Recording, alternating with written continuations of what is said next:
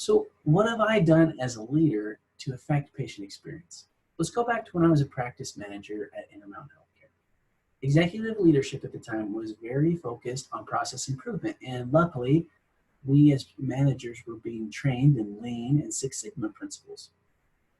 One of the things, though, we were doing was gathering around a board each day that contained a lot of data that we felt said whether or not we were being successful. We called these our huddles, and it was the huddle board. And on our huddle board, we had leading and lagging indicators. So a leading indicator was a short-term goal that we could measure, and a lagging indicator was a long-term goal we could measure.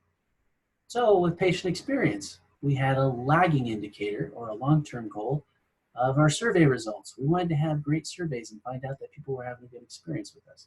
But you don't get the results of those surveys for a while after, right? So that was more of a long-term goal that we couldn't affect immediately. Our short-term goal that we could affect immediately and even the day of was something more like a behavior that we could track.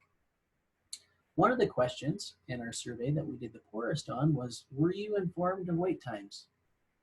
And so a behavior that would affect that obviously was letting them know. So I came to the staff and I said, all right, let's come up with a leading indicator that's going to affect our long-term goals.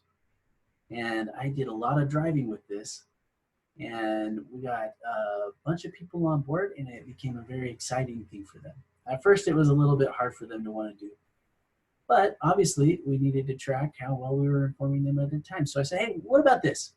What if we say we're going to do it 4 times a day? We're going to inform them of their wait times 4 times a day. This is what it's going to look like, right? Well, we're going to go around with Andes mints. And we have waters already out there in the fridge, and we're going to offer them those so they like having us coming around. And who doesn't like food, right? That's obviously going to help patient experience as well. But while we go out there, we're also going to just let them know real quick what we think their estimated wait times can be. We do that 4 times a day. Real simple behavior, but really powerful. And we could track it. So we could say, hey, how many times did we do it today? Oh, we did it 3 times. So we were 75% today. There's our number, our trackable data, right? We did it 4 out of 4 times today, 100%. And we saw as our